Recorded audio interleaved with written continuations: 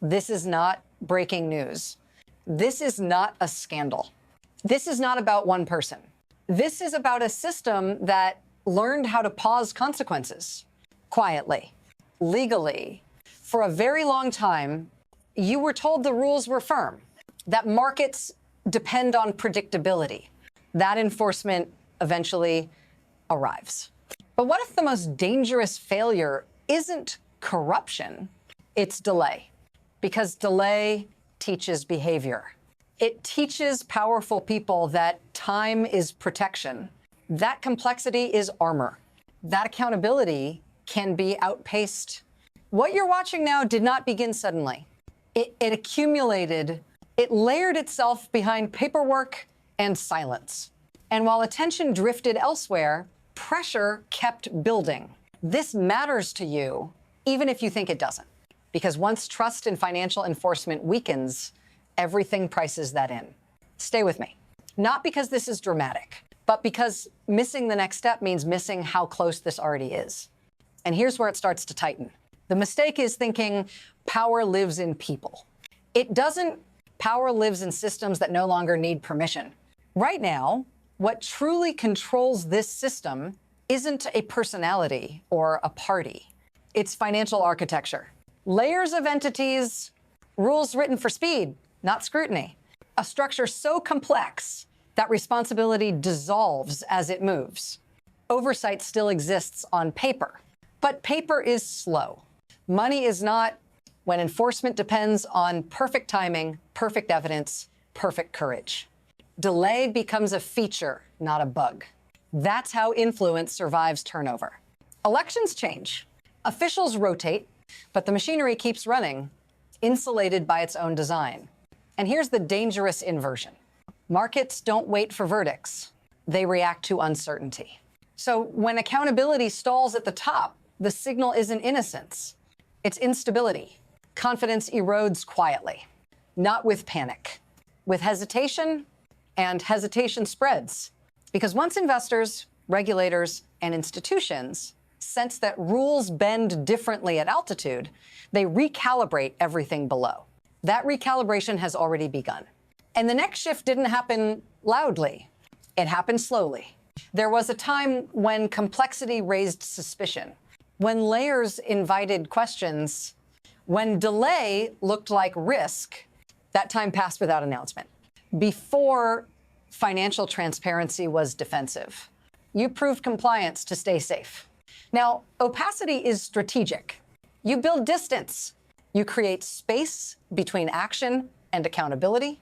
Nothing illegal on its face, just slower, harder to trace, easier to exhaust the people meant to follow it. And because it happened incrementally, it felt normal. One extra intermediary, one more jurisdiction, one more exception carved into policy. Each step small enough to ignore, together, transformative. The most dangerous changes don't arrive as shocks. They arrive as habits. You stop asking why enforcement takes years. You stop noticing how often consequences miss their targets. You stop expecting resolution at all.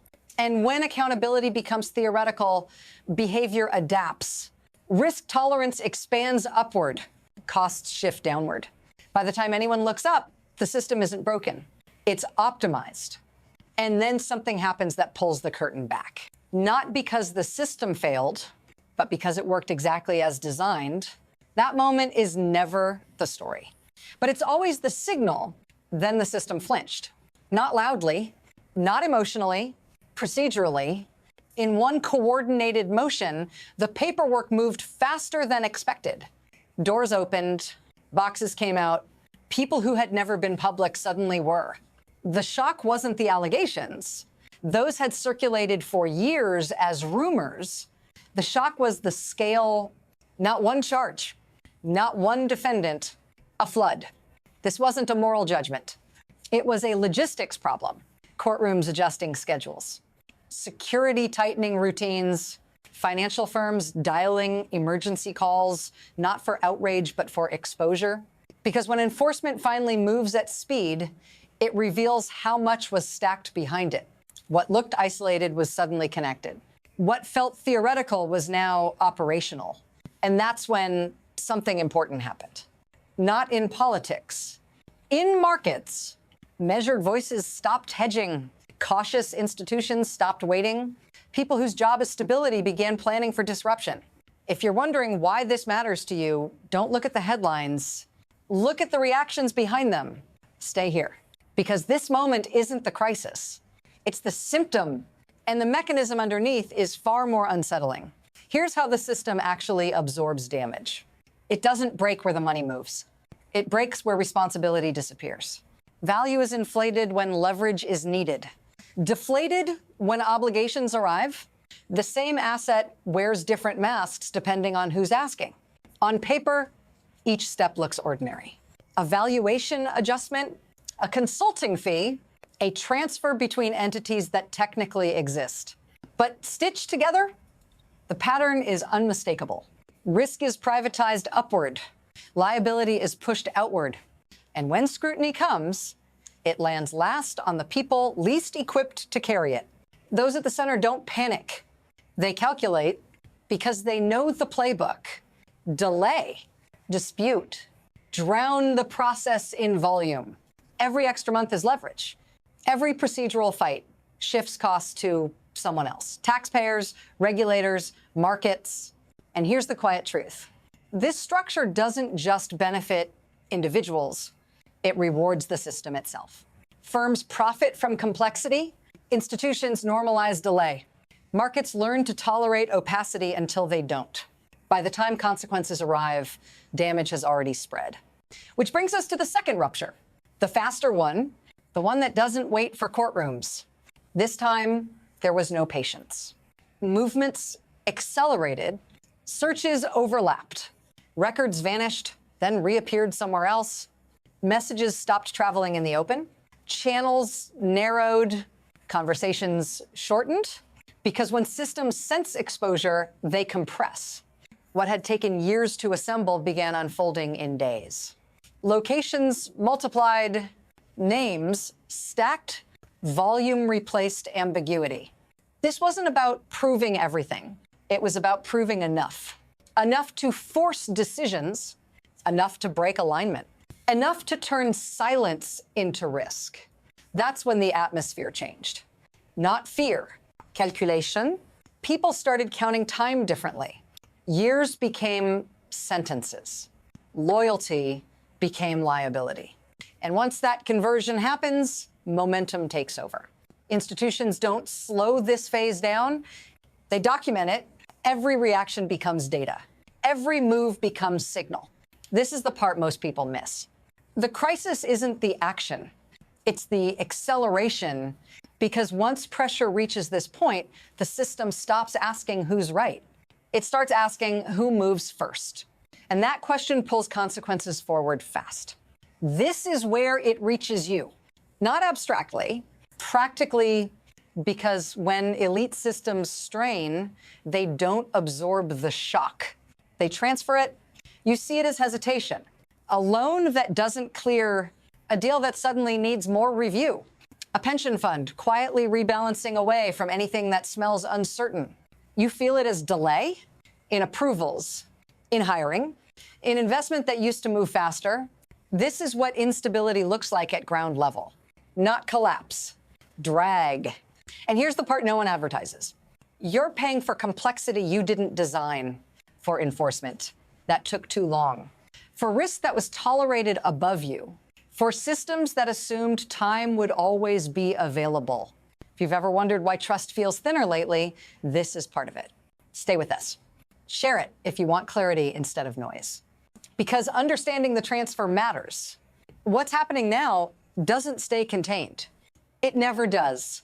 The pressure is already moving outward. Once pressure leaves the center, it doesn't respect borders. Money never did. Institutions abroad begin asking quieter questions. Banks reassess relationships they once treated as routine. Compliance teams revisit assumptions they hadn't challenged in years, not because they care about the story, because they care about contagion. When accountability finally activates in one jurisdiction, others have to decide whether they've been asleep. And no system wants to be the weak link. So signals start traveling, not headlines, documents, requests, records moving across languages and time zones. This is how a local failure becomes systemic, not through outrage, through coordination. Markets notice first. Capital gets cautious.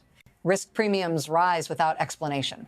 And suddenly, what felt contained feels exposed. Because once financial trust cracks in one place, it reframes behavior everywhere else. Deals slow, safeguards tighten, assumptions harden. No one announces this shift. It just happens. And when it does, there's no clean way back. The question isn't whether this spreads. It already has. The question is how fast the future arrives. From here, the system has three possible paths. The first is adjustment. Rules tighten.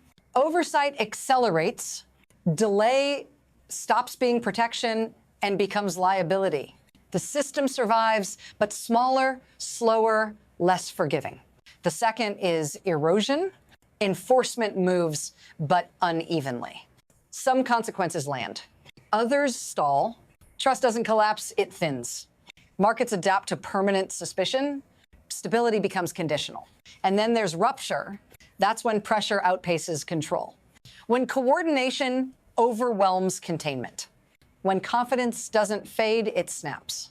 Rupture doesn't require proof of everything. It only requires belief that no one is fully in charge anymore. Which path emerges doesn't depend on verdicts. It depends on timing, on whether institutions act before markets decide for them. Because once markets decide, law follows, not the other way around. Right now, all three futures are active, overlapping, competing. Nothing has resolved yet. That's the most dangerous phase, because uncertainty doesn't wait patiently. It accelerates, and the final outcome won't announce itself. It will arrive as a reaction you didn't expect, but should have seen coming.